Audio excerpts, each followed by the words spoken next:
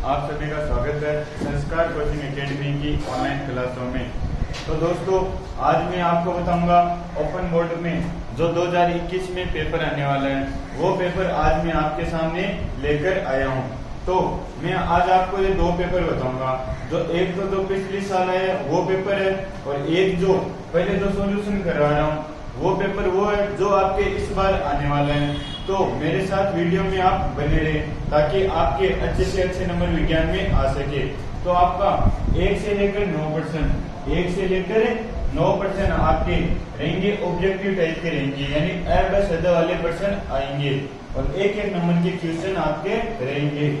तो 1 से 9 क्वेश्चन आप एक एक नंबर के 9 नंबर आसानी से लेकर आ सकते हो। तो मेरे साथ आप इन छोटे छोटे प्रश्नों को याद भी कर लीजिए ताकि आपको कोई दिक्कत न हो। तो पहला क्वेश्चन है आपका कि निम्न में से ऊष्मागतिकी ताप की अस्थायी मात्रक इकाई क्या है। क्या पूछा आपको? पूछ रहे कि जो ताप है उसकी अस्थायी मात्रक क्या है, उसका अस्थायी मात्रक क्या है। तो आपके जो दो क्वेश्चन आते हैं पहले वो मात्रक से संबंधित आ रहे हैं। तो आपके इस बार ताप का मात्रक अगला कहेगा कि ताप का मात्रक क्या है। तो अस्थायी मात्रक होता है केल्विन। क्या होता है? केल्विन होता है। यदि इसके ऑप्शन की बात करूं तो आपके 4 ऑप्शन मिलेंगे। पहला केल्विन, दूसरा डिग्री सेल्सियस, दूसरा डिग्री सेल्सियस ये भी ताप का होता है, और तीसरा फ़ारेनहाइट ये भी ताप का मात्रक होता है। लेकिन आपको ध्यान रखना अस्थायी मात्रक क्या होता है? अस्थायी मात्रक इसका केल्विन होता है, इसलिए आपको कंफ्यूज नहीं होना है बिल्कुल भी 4 ऑप्शन देखकर। आगे दूसरा क्वेश्चन है कि शक्ति का सही मात्रक क्या है। तो शक्ति का मात्रक होता है वाट। क्या होता है शक्ति का मात्रक? वाट शक्ति का अस्थायी मात्रक होता है। आगे तीसरा क्वेश्चन है 8O18, यानी ऑक्सीजन का नीचे परमाणु क्रमांक दे रखे हैं और ऊपर परमाणु भार दे रखे हैं। में न्यूट्रॉनों की संख्या होगी। तो आपको ऑक्सीजन में न्यूट्रॉनों की संख्या बतानी है। तो आपने क्या पढ़ा भाई? परमाणु भार किसके बराबर होते हैं? परमाणु भार ऊपर जो दे रखा आपको वो परमाणु भार है। ये परमाणु भार कितना दे रखा है? 18 दे रखा है। कितना? 18। और आपने पढ़ा भाई न्यूट्रॉन प्लस प्रोटॉनों की संख्या क्या होती है? परमाणु भार होती है, यानी प्रोटॉन और न्यूट्रॉनों की संख्या दे रखी है आपको 18। यही तो बात है, ठीक है। और नीचे आपको दे रखा है परमाणु क्रमांक, ऑक्सीजन का परमाणु क्रमांक दे रखा है, और परमाणु क्रमांक कितना दे रखा है आपको? 8 दे रखा है। कितना? 8। परमाणु क्रमांक कितना? 8, ठीक है। परमाणु क्रमांक क्या होता है? प्रोटॉनों की संख्या होती है। क्या होती है? प्रोटॉनों की संख्या। तो नंबर ऑफ प्रोटॉन कितना दे रखा है आपको? 8 दे रखा है। ये तो है। तो अब आपके पास 8 प्रोटॉन है, तो न्यूट्रॉन आसानी से ज्ञात कर सकते हो भाई। तो 8 प्रोटॉन और न्यूट्रॉन प्लस प्रोटॉन क्या होता है? परमाणु क्रमांक होता है। तो बराबर 18। तो n का मान यहाँ से 18 माइनस 8 कितना देगा? 10 आ जाएगा। तो कितने न्यूट्रॉन है ऑक्सीजन में? तो 10 न्यूट्रॉन ऑक्सीजन में है। तो आपका जो 10 ऑप्शन है वो एकदम सही आंसर होगा। आगे चौथा क्वेश्चन के कि आपको एक अभिक्रिया दे दी 2KNO3, और आपको क्या करना भाई? यहाँ पर ऊष्मा का चिन्ह है, ये जो डेल का चिन्ह दिखाई दे रहा है ये ऊष्मा का चिन्ह है, और अभिक्रिया में दे दिया 2KNO2 प्लस O2 दे दिया, और पूछ रहा है अगला किस प्रकार की अभिक्रिया है, किस प्रकार की अभिक्रिया है। तो अभिक्रियाओं के आपने 4 प्रकार पढ़े हैं। पहली संयोजन अभिक्रिया, दूसरी विघटन अभिक्रिया या फिर वियोजन अभिक्रिया, तीसरी आपने पढ़ी है प्रतिस्थापन अभिक्रिया, और चौथी आपने पढ़ी है द्विप्रतिस्थापन अभिक्रिया। तो यहाँ पर KNO3 के 2 टुकड़े हो रहे हैं, यानी अपघटन अभिक्रिया। वियोजन अभिक्रिया वही 2 भागों में डिवाइड हो रहा है। तो किसका उदाहरण है? अपघटन अभिक्रिया का ये उदाहरण दिया हुआ है। आगे जो आपका 5वां क्वेश्चन है, क्या क्वेश्चन है? यदि किसी वस्तु द्वारा 10 सेकंड में 22 मीटर दूरी तय की गई तो वस्तु की चाल ज्ञात कीजिए। अगला चाल पूछ रहा है, ठीक है। तो चाल का फॉर्मूला क्या होता है? चाल होती है दूरी बट्टा समय, दूरी बट्टा समय, यही तो होता है, ठीक है। तो दूरी कितनी दे रखी है आपको? 22 मीटर। दूरी कितनी? 22 मीटर, और नीचे बट्टा में समय कितना? 10 सेकंड दे रखा है। तो 10 सेकंड टाइम। तो 1 0 नीचे, तो एक संख्या बाद में पॉइंट लगा सकता हूं मैं। तो कितना आएगा? 2.2। आगे चाल है भाई, तो मीटर प्रति सेकंड, ये तो रहेगा चाल का मात्रक। तो 2.2 आंसर आया। तो आपका 2.2 मीटर प्रति सेकंड ये आपका एक न्यूमेरिकल है। तो अगला छोटे न्यूमेरिकल भी आपसे करवा सकता है पेपर में। आगे छठा क्वेश्चन है आपका कि सौर सेल प्रकाश ऊर्जा को कौन सी ऊर्जा में रूपांतरित करता है। जो प्रकाश है, जो प्रकाश सेल है, जो हम प्रकाश सेल के प्लांट लगाते हैं वो क्या करते हैं भाई, जो सूर्य से आने वाला प्रकाश उन पर गिरता है तो उनसे क्या जुड़ी रहती है, उनसे बैटरियां जुड़ी रहती हैं। बैटरियां जुड़ी रहती हैं तो वह प्रकाश ऊर्जा को किस रूप में संग्रहित करता है, वो विद्युत ऊर्जा के रूप में उन्हें संग्रहित करता है। इस रूप में बदलता है विद्युत ऊर्जा। आपके चार ऑप्शन मिलेंगे, जैसे यांत्रिक ऊर्जा, विद्युत ऊर्जा या फिर गतिज ऊर्जा, स्थितिज ऊर्जा। तो आपको उसे क्या करना है, विद्युत ऊर्जा। आपको ध्यान में रखना है कि सौर सेल किस रूप में रूपांतरित करेगा प्रकाश ऊर्जा को, तो विद्युत ऊर्जा में रूपांतरित करेगा। आगे सातवां क्वेश्चन है हमारा कि निम्न में से वसा घुलनशील विटामिन नहीं है। क्या कह रहे हैं कि वसा में जो विटामिन नहीं घुल रही उसके बारे में पूछ रहे हैं। तो हमेशा याद रखना भाई कि विटामिन सी है वो वसा में नहीं घुलती है, वो जल में घुलनशील है, वसा में घुलनशील नहीं है। और यदि मैं वसा में घुलनशील विटामिन की बात करूं तो आपकी विटामिन डी, विटामिन के और विटामिन ई, ये तीनों विटामिन आपकी वसा में घुलनशील विटामिन है। लेकिन विटामिन सी की बात करूं तो विटामिन सी किसमें घुलनशील नहीं है, वसा में घुलनशील नहीं है। यदि अगला ये पूछ लेता कि जल में घुलनशील विटामिन बताओ, तो विटामिन सी जल में घुलनशील विटामिन है। तो आपको ध्यान में रखना है भाई कि विटामिन सी वसा में घुलनशील नहीं है। आगे आठवां क्वेश्चन है कि निम्न में से पारितंत्र का अजैविक कारक बताइए। तो पारितंत्र के दो कारक होते हैं, अजैविक और जैविक कारक। तो हमारे पास अजैविक कारक क्या होगा भाई, तापमान। तापमान क्या एक अजैविक कारक है। यदि जैविक कारक की बात करूं तो शाकाहारी, मांसाहारी, सर्वाहारी, ये सारे कारक कैसे रहेंगे, आपके जैविक कारक रहेंगे। तो इन चारों में से आपको वो कारक बताना है जो अजैविक है। तो अजैविक क्या आपका तापमान, जो तापमान घटक है वो कैसा है, अजैविक घटक है। आगे नौवां क्वेश्चन है आपका कि ओजोन परत के क्षय के लिए कौन सा रसायन उत्तरदायी है। तो आपको बताना है कि जो ओजोन में आज ओजोन परत की आज क्षति हो रही है उसका क्षय हो रहा है, वो किस कारण हो रहा है। तो जो हमारे रेफ्रिजरेटर में गैस होती है, क्या होती है भाई, क्लोरोफ्लोरोकार्बन। यही तो है जो बर्फ जमाने के लिए फ्रिज में उत्तरदायी गैस है। तो उस गैस के कारण ओजोन परत आज क्षतिग्रस्त है, जिससे प्रकाश की किरणें हमारे यहाँ पर धरती पर कैंसर जैसी बीमारियां उत्पन्न कर रही है। तो आंसर क्या होगा, क्लोरोफ्लोरोकार्बन। ये ऐसा रसायन है जो ओजोन परत के क्षय के लिए उत्तरदायी है। आगे 10वां क्वेश्चन है एक मात्रक के किन्हीं दो अभिलक्षणों को लिखिए। यानी आपको मात्रक के दो अभिलक्षण, उसकी दो विशेषताएं बतानी है। तो मात्रक की विशेषताएं क्या होगी भाई, मात्रक संगत होता है। मात्रक संगत होता है। जैसे यदि मैं चाल की बात करूं तो चाल का मात्रक क्या था, मीटर प्रति सेकंड। ऐसा नहीं है कि दूरी का मात्रक मीटर प्रति सेकंड हो जाए, यानी जिसके संगत है उसी के संगत रहेगा। जैसे दूरी का मात्रक मीटर है तो उसका मात्रक मीटर ही रहेगा। ऐसा नहीं है कि दूरी हम केजी में नापने लगे भाई। तो मात्रक क्या होता है आपका, मात्रक संगत होता है। और मात्रक की एक निश्चित परिभाषा होती है। मात्रक क्या होता है, एक सुपरिभाषित होता है। किसी भी चीज का मात्रक हो उसकी एक परिभाषा जरूर बनती है। तो ये मैंने आज आपको 10 क्वेश्चन बताए। अब चलते हैं आगे की तरफ। अब चलते हैं थोड़े बड़े क्वेश्चनों की तरफ जो आपके इस बार परसेंटेज बना सकते हैं। तो आपका 11वां क्वेश्चन है कि मेंडलीव सारणी, जो आप और सारणी में पढ़ सकते हो भाई, कि मेंडलीव की सारणी।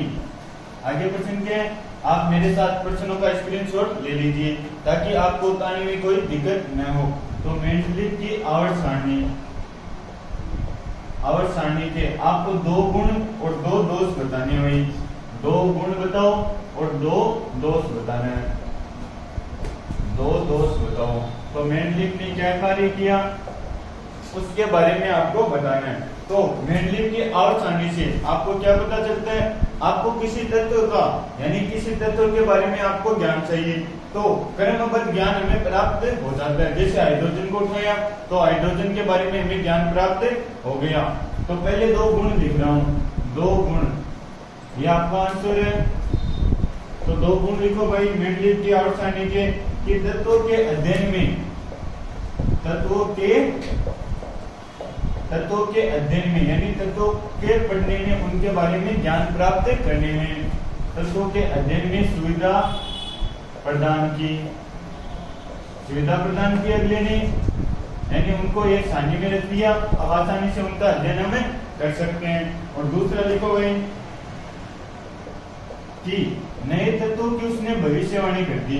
क्या कि नए तत्वों की भविष्यवाणी उसने कर दी कि हाँ ये तत्व हो सकते हैं।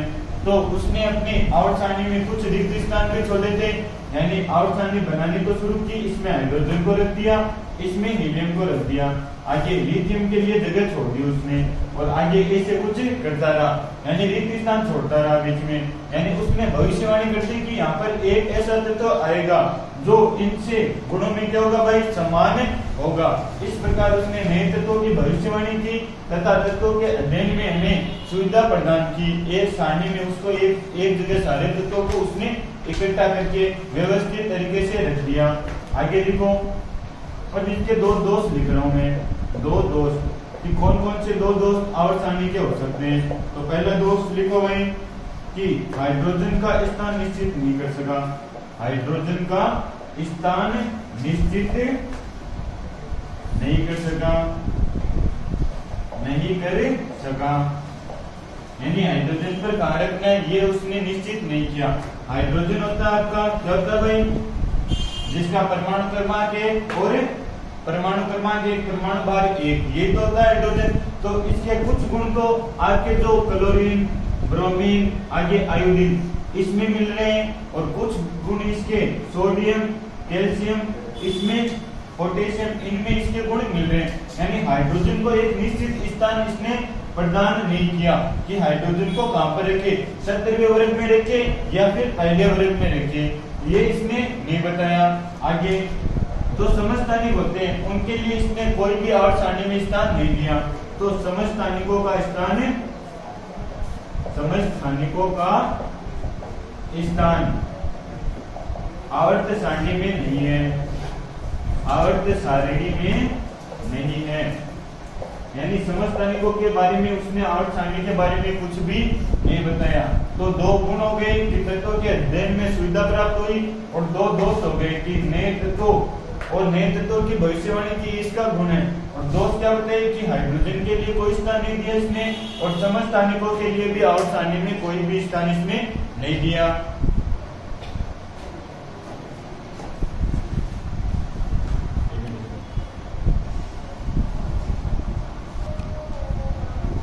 आगे आपका क्वेश्चन है कि ब्लीचिंग पाउडर का सूत्र लिखिए। आपका क्वेश्चन क्या है भाई, ब्लीचिंग पाउडर का सूत्र लिखो। आपको ब्लीचिंग पाउडर का सूत्र लिखना है और उसके दो उपयोग बताने हैं। क्या बताने हैं उसके दो उपयोग भी बताओ, दो उपयोग। तो आपका क्वेश्चन है कि ब्लीचिंग पाउडर का आपको फॉर्मूला लिखना है और उसके दो उपयोग भी लिखने हैं। तो ब्लीचिंग पाउडर का सूत्र लिखो भाई, ये होता है कैल्शियम हाइपोक्लोराइड। क्या नाम है इसका, कैल्शियम। यदि आपको इसका नाम भी पूछ ले तो कैल्शियम हाइपोक्लोराइड, ये इसका नाम है, ये इसका सूत्र है। तो ध्यान रखना, ब्लीचिंग पाउडर का सूत्र कैल्शियम हाइपो, इस O को क्या बोल रहे हैं अगला, हाइपो, और इस Cl2 को क्लोराइड बोल रहे हैं। और इसके दो उपयोग बताने हैं, तो दो उपयोग लिखो। दो उपयोग क्या हो सकते हैं, तो ब्लीचिंग पाउडर का उपयोग हम किस में करते हैं, हम कारों की सफाई में करते हैं भाई, कारों की सफाई में, और बाथरूम की सफाई में भी हम किसका उपयोग करते हैं, कैल्शियम हाइपोक्लोराइड यानी ब्लीचिंग पाउडर का यूज हम करते हैं। तो बाथरूम की सफाई में। आगे चलते हैं 13वें क्वेश्चन की तरफ। तो आपका 13वां क्वेश्चन है कि आधुनिक आवर्त सारणी में परमाणु आकार में वर्ग एवं आवर्त में परिवर्तन के क्रम को समझाइए।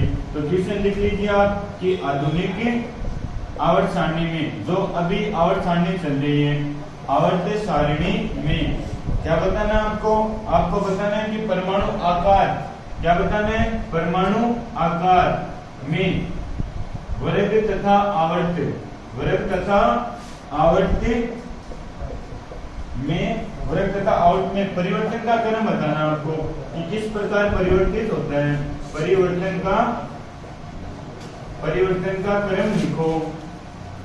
क्या बताना आपको? परिवर्तन का क्रम बताना है कि आप यदि एक वर्ग में ऊपर से नीचे चल रहे हो तो क्या होता है भाई, परमाणु क्रमांक किस तरह परिवर्तित होता है। और बाएं से दाएं चल रहे हो, बाएं से दाएं और आप जा रहे हो तो आपको बताना है कि हमारा जो परमाणु आकार है, परमाणु आकार, ये केवल परमाणु नहीं है, परमाणु आकार में बताना आपको। तो परमाणु आकार में किस प्रकार बदलाव होता है, तो हमेशा याद रखना यदि वर्ग में आप ऊपर से नीचे की तरफ आ रहे हो तो आकार हमेशा क्या होता है, बढ़ता है। ऊपर से नीचे की तरफ आने पर, ऊपर से नीचे की तरफ आने पर वर्ग में क्या होता है भाई, परमाणु आकार बढ़ता है। वर्ग में परमाणु आकार बढ़ता है, परमाणु आकार बढ़ता है। और यदि आप आवर्त में, ये आपका वर्ग है भाई, और इस साइड आप ऐसी जो आपकी बड़ी हुई लाइनें, जो क्षैतिज लाइनें, क्षैतिज कॉलम है, वो क्या आपके आवर्त है। तो आवर्त में यदि आप बाएं से दाएं जा रहे हो तो वैसे तो परमाणु आकार में कोई परिवर्तन नहीं होता, लेकिन याद रखना थोड़ा थोड़ा कम होता है। क्यों कम होता है? क्योंकि प्रभावी नाभिकीय आवेश जैसे जैसे हमारे प्रोटॉन बढ़ेंगे, जैसे जैसे परमाणु क्रमांक बढ़ेंगे, वैसे वैसे क्या बढ़ेगा, नाभिकीय आवेश बढ़ेगा। और नाभिकीय आवेश बढ़ेगा तो परमाणु आकार क्या होगा, छोटा होगा। तो लिखिए भाई, आवर्त में बाएं से दाएं चलने पर, बाएं से दाएं चलने पर परमाणु आकार क्या होता है, घटता है। परमाणु आकार घटता है। तो हमेशा याद रखना, यदि वर्ग में ऊपर से नीचे की तरफ आ रहे हो तो परमाणु क्रमांक बढ़ रहा है। और क्योंकि कक्षकों की संख्या बढ़ती है वही कक्षकों की संख्या बढ़ रही है। और बाएं से दाएं जा रहे हो एक आवर्त में तो परमाणु क्रमांक क्या होता है, आपका कम होता है, क्योंकि प्रभावी नाभिकीय आवेश क्या होता है, बढ़ता है। आगे 14वां क्वेश्चन आपका कि जब कभी हम नाव से नदी के किनारे पर कूदते हैं, क्या कह रहे हैं भाई, जब हम नाव से किनारे की तरफ कूदते हैं, किनारे की तरफ कूदते हैं, जब हम नाव से किनारे की तरफ कूदते हैं तो अगला क्या करे भाई, तो नाव पीछे की ओर जाती है। तो नाव पीछे की ओर क्यों जाती है, कारण लिखो भाई, क्यों जाती है नाव। ये आपकी क्या है, एक नदी है, उसमें चलो नाव बनाते हैं। ये रही नाव, ये आपको कटोरी सी दिख रही है ना, इसको नाव मान के चलो भाई। ये क्या आपकी नाव है। अब ठीक है, ये क्या आपकी नाव है, इसमें एक आदमी बैठे हैं, ये रहा आदमी, ये अब कूद गया। क्या हुआ, ये कूद गया, ये लो कूद के नीचे आ गया। तो ये नाव क्या होती है, पीछे चली जाती है। पहले नाव यहाँ पर थी, अब नाव कहां पर आ गई, ये रही नाव, यानी थोड़ी पीछे हट गई। ऐसा क्यों हुआ, अगला ये पूछ रहा है। तो ऐसा क्यों होता है, क्योंकि न्यूटन ने जो प्रथम नियम दिए, क्या नियम था, जड़त्व का नियम, उसके कारण होता है। जड़त्व का नियम क्या था, जड़त्व का नियम ये था कि जो यदि वस्तु स्थिर है, यानी एक जगह, वो हमेशा स्थिर रहना चाहती है जब तक कि उस पर कोई बाह्य बल कार्य ना करे। और यदि वस्तु गतिशील है, गति कर रही है, तो हमेशा वो गति की अवस्था में रहना चाहती है। जब तक उस पर हम कोई दूसरा बाह्य बल ना लगाएं तो ये कूदेगा भाई, तो पीछे की तरफ क्या लगाएगा, बल लगाएगा। और ये अपनी जगह पर स्थिर रहना चाहती है क्योंकि जड़त्व का नियम है। तो जड़त्व के नियम के कारण क्या होती है, पीछे हट जाती है। तो कारण क्या होगा इसका, तो कारण होगा जड़त्व के कारण। जड़त्व के कारण ऐसा होता है, जड़त्व के कारण ऐसा हुआ है। बता दोगे आसानी से, ये तो आप आसानी से बता दोगे। आगे 15 क्वेश्चन है आपका। 15 क्वेश्चन है कि प्राथमिक और द्वितीयक, प्राथमिक और द्वितीयक वायु प्रदूषकों के नाम बताने हैं कि वायु प्रदूषक कौन कौन से होते हैं। वायु प्रदूषक के केवल एक एक उदाहरण देना है, एक एक उदाहरण दे। क्वेश्चन क्या आपका ध्यान से समझना। क्वेश्चन आपका है कि प्राथमिक और द्वितीयक वायु प्रदूषक के एक एक उदाहरण देने, एक एक उदाहरण दो और आपको 2 नंबर मिल जाएंगे। तो यदि प्राथमिक प्रदूषक की बात करूं तो प्राथमिक प्रदूषक, इसका एक उदाहरण लिख लीजिए आप। इसका उदाहरण होता है CO, कार्बन मोनोऑक्साइड। यदि CO की बात करूं तो इसका नाम क्या होता है, कार्बन मोनोऑक्साइड होता है। क्या नाम होता है भाई, कार्बन मोनोऑक्साइड, क्योंकि ऑक्सीजन एक है तो मोनो लगाते हैं, यदि ऑक्सीजन 2 थी तो डाई लगाते हैं, कार्बन मोनोऑक्साइड। आगे एक एक उदाहरण देना है तो एक उदाहरण ये आप आसानी से दे सकते हो। अगला द्वितीयक वायु प्रदूषक का उदाहरण देना है, तो द्वितीयक का उदाहरण दो भाई। द्वितीयक प्रदूषक, तो द्वितीयक प्रदूषक कौन से होते हैं भाई। यदि मैं कार्बन डाइऑक्साइड की बात करूं तो वो क्या द्वितीयक प्रदूषक है, क्योंकि वो जीवों से सीधे ही प्राप्त नहीं होते हैं, लेकिन हमें CO कार्बन मोनोऑक्साइड सीधे ही प्राप्त होते हैं, इसलिए प्राथमिक प्रदूषक है और ये द्वितीयक प्रदूषक। तो इसका उदाहरण लिखो CO2, carbon dioxide, carbon dioxide बता सकते हो आसानी से, कोई दिक्कत नहीं है। तो मैंने आपको ये 15 क्वेश्चन बताए हैं, अब आगे के क्वेश्चन जारी रखते हैं। तो 16वां क्वेश्चन आपका कि आप रबी और खरीफ की फसल के बारे में पढ़ चुके हो, तो आपको 4 उदाहरण दे रखे हैं भाई। पहला आलू, दूसरा जौ, तीसरा कपास और चौथा ऑप्शन आपका गेहूं, यानी 4 फसलों के नाम दे रखे हैं आपको। और आपको क्या करना है, इनमें से रबी की फसल को और खरीफ की फसल को अलग करना है। अगला करें कि रबी और खरीफ की फसल, रबी और खरीफ की फसलों को अलग करो, फसलों को अलग अलग करो।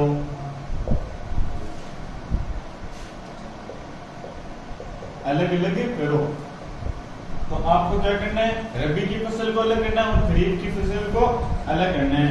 तो लिखो भाई, तो पहले खरीफ की फसल के बारे में लिख रहा हूं। तो इनमें से जो कपास होता है, क्या भाई कपास, वो क्या होती है, खरीफ की फसल होती है, तो इसका कपास। और अब रबी की फसल, तो जो बच गई वो किसकी फसल है, रबी की फसल है। तो आपका आलू, जौ और गेहूं, आलू, जौ और गेहूं, ये तीनों किस प्रकार की फसलें हैं, ये तीनों रबी की फसलें हैं। खरीफ की फसल केवल आपकी कपास है। इस प्रकार आपको क्वेश्चन दे सकता है, 4 फसलों के उदाहरण दे सकता है और उनमें से आपको अलग अलग करना पूछ सकता है कि खरीफ की फसल और रबी की फसल को अलग अलग करो। आगे चलते हैं।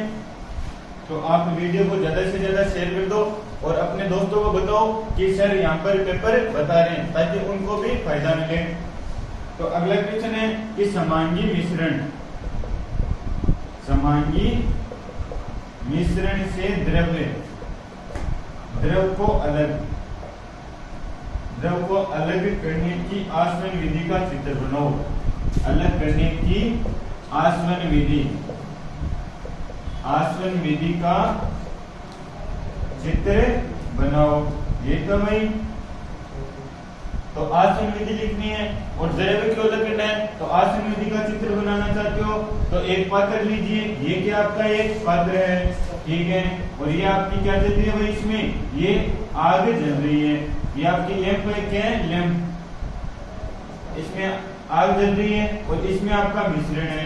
किस प्रकार का मिश्रण है आपका, समांगी मिश्रण है, समांगी मिश्रण, ये तो है समांगी मिश्रण, ठीक है। और यहाँ पर आपने एक ढक लगा रखा है, क्या लगा रखा है, ढक लगा रखा है, ये आपका ढक ध्यान में रखना। और जैसे जैसे आप पानी को, जो समांगी मिश्रण को गर्म करोगे तो क्या होगा, ये वाफ इस ढक्कन पे जाएगी भाई, ये वाफ इस ढक्कन पे जाएगी। तो आपको क्या करना है, ढक्कन को उतारना है, ढक्कन को आपको क्या करना है, उतारना है। और जो आपका द्रव्य है, जो आपका पानी है, उसे एक अलग पात्र में क्या करना है, आपको इकट्ठा करना है। क्या करना है आपको, उसमें इकट्ठा करना है। तो आप ये चित्र बनाकर आ सकते हो। ये किस प्रकार की विधि है आपकी, ये आपकी आसवन विधि है। तो क्या करना है आपको, समांगी मिश्रण को लेना है, उसको गर्म करना है और पात्र ऊपर ढक लगा देना है। बाद में जो जो पानी उबल रहा है उसकी भाप जब ढक्कन पर इकट्ठा हो जाए तो ढक्कन को उतारना है और वो पानी किसी पात्र में इकट्ठा कर लेना है। तो यहाँ पर आपके पास शुद्ध विलयन प्राप्त हो जाएगा और यहाँ पर वो पानी अलग हो जाएगा, यानी यहाँ पर जो आपका ठोस है वो प्राप्त हो जाएगा और यहाँ पर आपका द्रव्य प्राप्त हो जाएगा। तो आप ये चित्र आसानी से बना सकते हो। चित्र थोड़ा सा ही बनाना किताब के अंदर, ठीक है, और ये आप किताब में भी चित्र देख सकते हो, आपको आसानी से मिल जाएगा। आगे आगे चलते हैं तो 18वें क्वेश्चन की तरफ। तो 18वां क्वेश्चन आपका कि दैनिक जीवन में पीएच के महत्व के 4 बिंदु लिखिए। क्या करना आपको? पीएच के दैनिक जीवन में पीएच के 4 महत्व लिखने हैं। पीएच के 2 ही महत्व लिखने हैं आपको। 2 महत्व के बारे में लिखो, 2 महत्व के बारे में लिखो। तो आपको 2 महत्व बताने हैं पीएच के। तो पीएच के बारे में आप पढ़ चुके हो, सर ने भी एक अलग से वीडियो डाल रखा है पीएच के बारे में। यदि पीएच की आपको विस्तृत जानकारी चाहिए तो उस वीडियो का लिंक नीचे डिस्क्रिप्शन में आप जाकर वो वीडियो आसानी से देख सकते हो। तो 2 महत्व लिखिए इसके। तो पहला महत्व होगा कि शरीर में जैव रासायनिक क्रियाएं, शरीर में होने वाली जैव रासायनिक क्रियाएं, कौन सी क्रियाएं भाई? जैव रासायनिक क्रियाएं, उनकी पीएच क्या होती है भाई? रासायनिक क्रियाओं की पीएच होती है कि पीएच किस के बीच में होती है? 7 से 8 के बीच में होती है, 7 से 7.8 के बीच होती है, ये तो बात है। जो हमारे शरीर में रासायनिक अभिक्रियाएं होती है, जैव रासायनिक अभिक्रियाएं होती है, उनकी पीएच क्या होती है? 7 से 7.8 के बीच में होती है। यदि इस पीएच के अंदर बदलाव आया तो हमें कई बीमारियों का सामना करना पड़ सकता है। तो लिखो भाई, यदि इस पीएच में बदलाव आता है, यदि इस पीएच में बदलाव आता है तो हमारे शरीर के लिए घातक होती है। तो हमारे शरीर के लिए यह नुकसानदायक है, यही तो बात है। तो पीएच पहला मतलब क्या भाई कि जैव रासायनिक क्रियाएं होते हैं उनकी पीएच लिखना है 7 से 7.8 के बीच, और आपको बताना है यदि इनमें बदलाव आ गया तो शरीर के लिए बहुत ही घातक साबित हो सकती हैं। और दूसरा महत्व लिखिए कि उपजाऊ मिट्टी का पीएच निश्चित परास होता है। उपजाऊ मिट्टी की पीएच का मान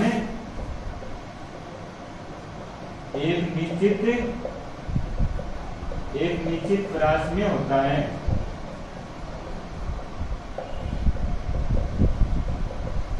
तो हमारे पास जो उपजाऊ मिट्टी है उसकी पीएच क्या होती है? एक निश्चित मान होता है उसका, जैसे 7, 8, 9 जो उसका मान है वो एक निश्चित मान तक होता है। यदि उसमें बदलाव आया तो वो फसलों के लिए बहुत ही हानिकारक साबित हो सकती है। तो इसके 2 महत्व है, आप इसका स्क्रीनशॉट ले लीजिए और जब आपका पेपर हो तो आप आसानी से करके आ जाना। ये आपका 18वां क्वेश्चन है। अब बढ़ते हैं आगे की क्वेश्चन। तो हमारा 19वां क्वेश्चन है। 19वां में 2 क्वेश्चन है, ए और बी। तो पहला क्वेश्चन है कि आर्किमिडीज का सिद्धांत बताइए। क्या बताना आपको? आर्किमिडीज का सिद्धांत बताओ। तो इसका ए भाग है, उसमें आपको आर्किमिडीज का सिद्धांत बताना है, और जो इसका बी भाग है उसमें आपको क्या करना है? इस आर्किमिडीज सिद्धांत के 3 अनुप्रयोग बताने हैं। कितने अनुप्रयोग? 3 अनुप्रयोग। अब ये जो क्वेश्चन बता रहा हूँ ये आपके 4 नंबर के क्वेश्चन रहेंगे, तो इनको आप अच्छे से करके आ जाना। तो अगला क्वेश्चन है कि आर्किमिडीज सिद्धांत के 3 अनुप्रयोग बताओ भाई। सिद्धांत के 3 अनुप्रयोग, 3 अनुप्रयोग इसके आपको बताना है। तो आर्किमिडीज सिद्धांत क्या पढ़ा आपने एक उत्प्लावन बल का नाम सुना है। क्या सुना है? उत्प्लावन बल का नाम सुना है। तो पहले तो उत्प्लावन बल के बारे में लिखना है, इसका ए भाग जो आर्किमिडीज सिद्धांत को बता रहा है। तो यदि उत्प्लावन बल की बात करूं तो जब कभी आपने देखा होगा, जब आप किसी वस्तु को क्या करते हो भाई, किसी पानी में डुबाते हो, और पानी में पूरी नहीं डुबाना, आपको कुछ मात्रा में डुबाना है, ये आपका पानी है, ठीक है। और किसी वस्तु को, जैसे आपके पास ये बॉक्स है, तो बॉक्स को पूरा नहीं डुबाना है, आधा डुबाना है, यानी आंशिक रूप से आपको उसको डुबाना है। यहाँ पर आपको प्रेशर देना है, क्या देना है भाई, प्रेशर आपको देना है। तो आपने देखा होगा जब आप उस प्रेशर को हटाते हो, जब आप उस बल को हटाते हो, तो क्या होता है, वस्तु वापस ऊपर की तरफ एक बल लगाती है वस्तु ऊपर की तरफ बल। आपने देखा होगा जब आप वस्तु को आंशिक रूप से पानी में डुबा रहे हो, तो यदि आप हटाते हो तो वस्तु वापस पानी में से बाहर आ जाती है, तो वह बल कौन सा बल होता है, जो पानी लगा रहा है वो बल उत्प्लावक बल होता है, ठीक है। और इस सिद्धांत को क्या कहते हैं, इस सिद्धांत को आर्किमिडीज का सिद्धांत कहते हैं। तो अब भाषा में लिख लीजिए, आपके समझ में तो आ गया होगा कि आर्किमिडीज सिद्धांत क्या होता है। तो लिखिए भाषा इसकी, जब किसी वस्तु को आंशिक किसी तरल यानी पानी वगैरह, दूध वगैरह में डुबा दें, किसी तरल में आंशिक रूप से डुबाया जाता है। किस रूप से भाई, आंशिक रूप से, यानी पूरा नहीं डुबा देना आपको, ठीक है, थोड़ा डुबाना है, आंशिक रूप से डुबाया जाता है। तो क्या होता है भाई, तो क्या होता है आपके, तो वह ऊपर की दिशा में एक बल का अनुभव करती है, ठीक है। तो वह ऊपर की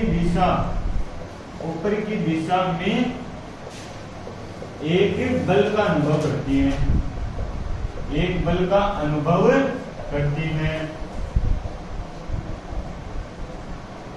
अनुभव करिए, हम उसको डुबा रहे हैं, नीचे से पानी बल लगा रहे हैं, ठीक है। और आगे जो वस्तु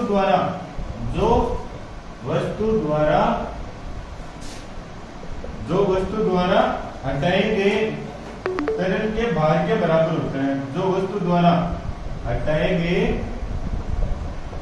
तरल के बराबर होता है भाई। यदि वस्तु को हटाने जो तरल बच गया उसके भार के बराबर होता है। तो इस बल को क्या कहते हैं, तो इस बल को हम उत्प्लावक बल का नाम देते हैं। क्या नाम देते हैं, उत्प्लावक बल। तो इस बल को हम उत्प्लावक बल कहते हैं, उत्प्लावन बल कहते हैं। और ये नियम, ये उत्प्लावक बल की परिभाषा किसने दी, जो आर्किमिडीज वैज्ञानिक था उसने दी थी। तो इस सिद्धांत को क्या कहेंगे, आर्किमिडीज का सिद्धांत कहेंगे। तो इसी सिद्धांत को आर्किमिडीज का सिद्धांत कहते हैं। इसी सिद्धांत को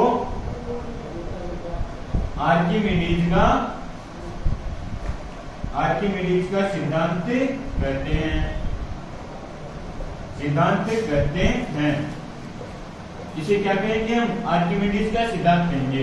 तो ए का उत्तर ये आपको लिखकर आना है। आगे आर्किमिडीज सिद्धांत के 3 अनुप्रयोग लिखना है। क्या लिखना है, 3 अनुप्रयोग।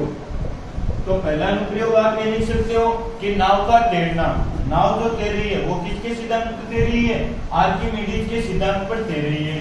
तो नाव का तैरना, नाव का जल पर तैरना, इस प्रकार लिखना भाई। और जो आप देखते हो कि बर्फ क्या होती है भाई, यदि आपने बर्फ देखी होगी तो बर्फ के नीचे क्या होता है आपका, बर्फ के नीचे आपका पानी होता है या नहीं होता, यानी ऊपर बर्फ और नीचे पानी, ठीक है। तो बर्फ क्या होती है, पानी के ऊपर तैरती रहती है। ये किसका उदाहरण है, ये भी आर्किमिडीज का सिद्धांत है। तो दूसरा लिखो भाई कि बर्फ का तैरना, क्योंकि बर्फ का घनत्व क्या होता है, बर्फ का घनत्व पानी की अकॉर्डिंग, पानी की तुलना में कम होता है, यानी घनत्व जिसका कम वो तैरेगा भाई, ठीक है। और तीसरा उदाहरण लिखो आप कि लोहे की कील का डूब जाना, लोहे की कील का डूब जाना। यदि आप लोहे की कील को पानी में छोड़ते हो तो वह डूब जाती है। क्यों डूबती है? क्योंकि आर्किमिडीज के सिद्धांत के अनुसार। क्यों भाई? क्योंकि जो लोहे की कील है उसका घनत्व क्या होता है? उसका घनत्व पानी के घनत्व से ज्यादा होता है, और जिसका घनत्व ज्यादा वो क्या होगा? डूबेगा, और जिसका घनत्व कम वो क्या होगा भाई? तैरेगा पानी के ऊपर। बात समझ में आ रही है? ठीक है, तो ये इसका ए, ये इसका व, ये आपका 4 नंबर का क्वेश्चन रहेगा। आगे चलते हैं। तो आप अपने दोस्तों को जोड़ो ज्यादा से ज्यादा। इसके बाद में मैं आपको एक पेपर और बताने वाला हूं। आगे 20वां क्वेश्चन है आपका कि कार्य को परिभाषित कीजिए। कार्य को परिभाषित करना, आपको परिभाषित करो। और क्या लिखना? आपको कार्य का असही मात्रक लिखना है। कार्य का असही मात्रक लिखो। ये कार्य आप वो काम मत समझ लेना जो हम दैनिक जीवन में करते हैं, जैसे बाजार जाकर आ गए, ठीक है, किसी को पढ़ाकर आ गए या फिर खुद पढ़कर आ गए। ये वो काम नहीं है जो आप समझ रहे हो। ये भौतिक विज्ञान में अब हमें क्या देना है? कार्य की परिभाषा देनी है कि कार्य क्या चीज है। तो इसका आंसर लिखो भाई, कार्य की परिभाषा लिखो।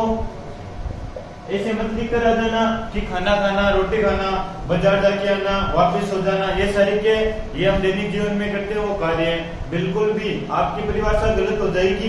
कार्य की परिभाषा जो मैं बता रहा हूँ वो आपको लिखना है, क्योंकि विज्ञान में कार्य अलग चीज को करते हैं। अब जानिए कि कार्य क्या होते हैं। तो लिखो भाई, कोई बल लगाने से, कोई बल लगाने से बल की दिशा में कोई बल लगा रहे हो, और बल की दिशा में क्या हो रहा है भाई? वस्तु का विस्थापन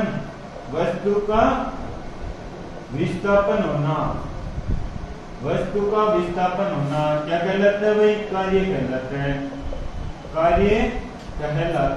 है। ये तो बात है।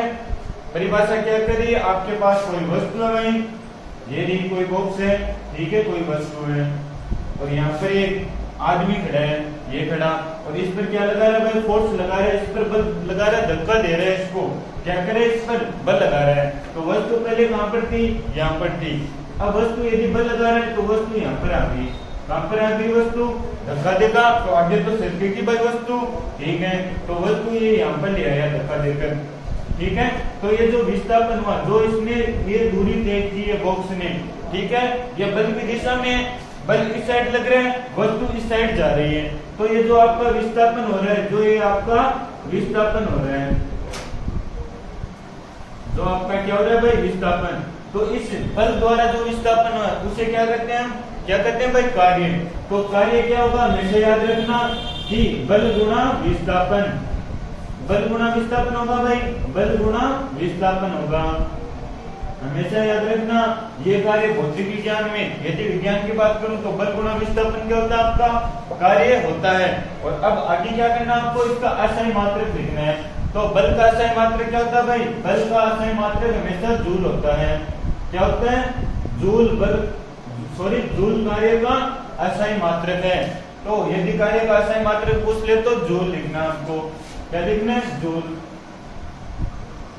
तो अब करते हैं अगला क्वेश्चन। तो आप जल्दी से वीडियो को शेयर कर दीजिए, आगे अच्छे अच्छे क्वेश्चन आपके लिए आ रहे हैं। तो हमारे पास विश्व का वह पार्ट भी है, वो ऐसा भाई कार्य की परिभाषा और मात्रक। इसका वह पार्ट है, वो लिखो आप कि जब किसी पिंड यानी वस्तु की बात कर रहा है, किसी वस्तु की बात कर रहा है, जब किसी पिंड पर बल लगाया जाता है 0.01 न्यूटन बल लगता है, ठीक है, किसी वस्तु पर बल लग रहा है और कितना फोर्स लग रहा है? 0.01 न्यूटन बल लग रहा है। और आगे कब किया गया कार्य? तब किया गया कार्य, और कार्य कितना कर रहा है भाई? 1 जूल कार्य कर रहे हैं। तो हमें विस्थापन की गणना करनी है कि विस्थापन कितना होगा। विस्थापन की गणना करो। विस्थापन की गणना करो। क्या कर रहे हैं कि आपके पास एक वस्तु है, उस पर बल लग रहा है 0.01 न्यूटन का, और जो कार्य हो रहा है यानी इस वस्तु को यहाँ तक पहुंचा दिया ये बल लगाकर, ठीक है, जो ये विस्थापन हो रहा है, ठीक है, उस विस्थापन की गणना करनी है। और काम कितना कर रहे हो आप इस बीच आप काम कर रहे हो कितना भाई, 1 जूल का काम कर रहे हो। काम कितना, 1 जूल कर रहे हो, ठीक है।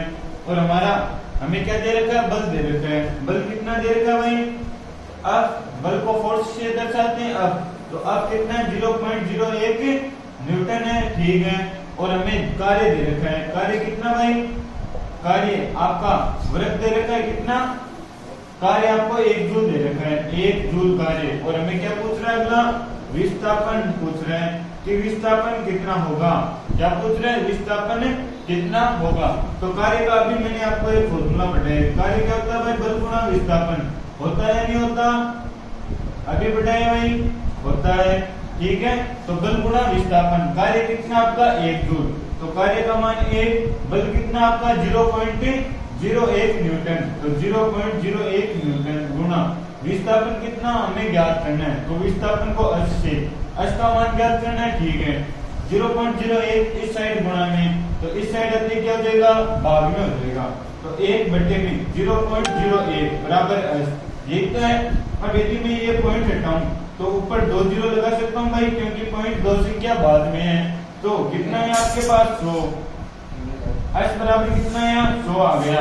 तो हमारा विस्थापन कितना है भाई, 100 मीटर। अतः विस्थापन 100 मीटर है, अतः विस्थापन 100 मीटर है। यदि आप 0.01 बल लगा रहे हो, 1 जूल कार्य हो रहे हैं, तो विस्थापन कितना आपका 100 मीटर विस्थापन है। आगे चलते हैं। तो 21वां क्वेश्चन है आपका, 21वां क्वेश्चन है कि प्रकाश के परावर्तन से आप क्या समझते हो।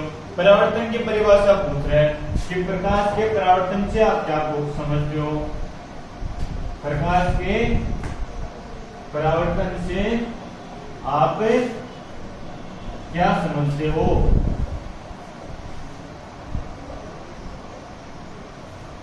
यही तो बात है भाई, परावर्तन की आपको परिभाषा पूछ रहे हैं। आगे हो रहे कि परावर्तन के नियम लिखिए। क्या पूछ रहे हैं आगे, परावर्तन के नियम लिखिए, परावर्तन के नियम में लिखो।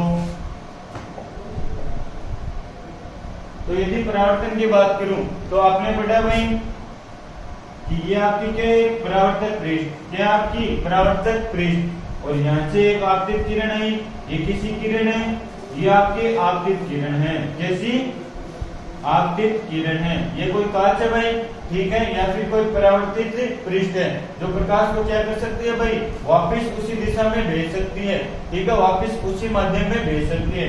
यदि हवा से आ रहा है तो वापस हवा में ये भेज देगी, इस साइड से आ रहा है तो इस साइड ही भेजेगी, ठीक है। ये आपतित किरण है इस बिंदु पर और वापस टकराकर इस दिशा में चली गई। तो टकराकर जाने वाली किरण कौन सी होती है, परावर्तित किरण।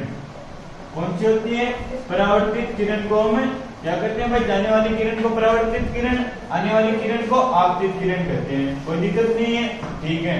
और जो ये बीच में भाई, जो आपके बीच में बन रहा है वो लाइन कौन सी है, अभिलंब। इसे हम क्या कहते हैं, अभिलंब कहते हैं। इसे क्या कहेंगे हम, अभिलंब कहेंगे। और जो कोण बना रहा है, आपतित किरण जो अभिलंब के साथ कोण बना रही है, वो कोण आपका आई होता है। कौन सा कोण, आई। इसे हम कहेंगे आपतन कोण। क्या नाम देंगे इसे हम, आपतन कोण नाम देंगे। ये कोण कौन सा, आपतन कोण। और जो ये कोण है भाई, ये कोण आई है, जो परावर्तित किरण अभिलंब के साथ बना रही है, ये आपका अभिलंब, परावर्तित किरण अभिलंब के साथ जो कोण बनाती है उसे क्या कहेंगे हम, परावर्तन कोण। परावर्तन कोण कहेंगे, ठीक है।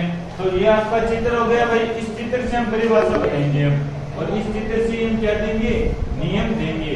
क्या देंगे भाई, नियम भी देंगे। तो परावर्तन की परिभाषा लिखो कि परावर्तन क्या होगा भाई, कि प्रकाश किरण आती है और किसी पृष्ठ से टकराकर वापस उसी माध्यम में लौट जाती है। इसे हम क्या कहेंगे, प्रकाश का परावर्तन कहेंगे। तो प्रकाश किरण का एक पृष्ठ से टकराकर वापस उसी माध्यम में लौट जाने की घटना, उसी माध्यम में लौट जाने की घटना को, लौट जाने की घटना क्या कहलाती है? आपकी परावर्तन की घटना कहलाती है। ये घटना ही तो है, तो आपको याद रखना है प्रकाश किरण का एक पृष्ठ से टकराकर वापस इस माध्यम से आ रही है, तो इसी माध्यम में लौट जाने की घटना परावर्तन कहलाती है, परावर्तन कहलाती है। ये आपका परावर्तन की परिभाषा हो गई। आगे आपको क्या करना है? परावर्तन के नियम लिखने हैं। क्या करने हैं आपको? परावर्तन के नियम लिखने हैं। तो परावर्तन के दो नियम होते हैं, दो नियम लिखो भाई। परावर्तन के नियम, तो यदि परावर्तन के नियम की बात करूं तो आपको क्या दिखाई दे रहा है भाई? पहला नियम आपको चित्र में दिखाई दे रहा है कि आपतित किरण, परावर्तित किरण और अभिलंब तीनों क्या है? इस एक ही तल में मौजूद है। ये तो बात है, इस एक ही तल में तीनों के तीनों मौजूद है। तो यही लिखना है कि आपतित किरण, परावर्तित किरण तथा अभिलंब एक ही बिंदु पर स्थित होते हैं, तीनों एक ही जगह होते हैं भाई। तो पहला नियम लिखो कि आपतित किरण, परावर्तित किरण और अभिलंब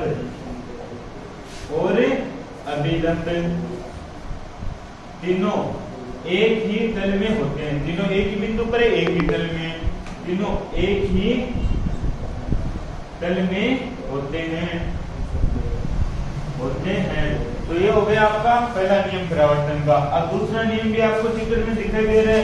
देखो ये कोण आई, ये कोण आर। कोण आई क्या भाई? आपतन कोण। कोण आर क्या? परावर्तन कोण। तो आपको छोटी सी बात लिखनी है कि आपतन कोण और परावर्तन कोण क्या होते हैं? दोनों बराबर होते हैं। कोण आई बराबर होता है कोण आर के, ये आपको लिखना है। तो आपतन कोण तथा परावर्तन कोण दोनों बराबर होते हैं। क्योंकि भाई दोनों बराबर, दोनों इक्वल होते हैं, बराबर होते हैं। आगे आप देख सकते हो भाई कोण आई बराबर कोण आर, ये तो बात है, ठीक है। ये आपतन कोण, ये परावर्तन कोण, और दोनों कैसे हैं भाई? दोनों के दोनों बराबर है। ये कोण इस कोण के बराबर होगा, तो आपको परावर्तन में इतना लिखना होगा। पहले आपको ये छोटा सा चित्र बना देना है। चित्र से अगला क्या सोचेगा? बच्चों को सारी चीज आ रही है। आगे परावर्तन की परिभाषा लिखनी है और परावर्तन के दो नियम होते हैं जो आप चित्र को देखकर आसानी से लिख सकते हो। तो अब करते हैं आगे क्वेश्चन।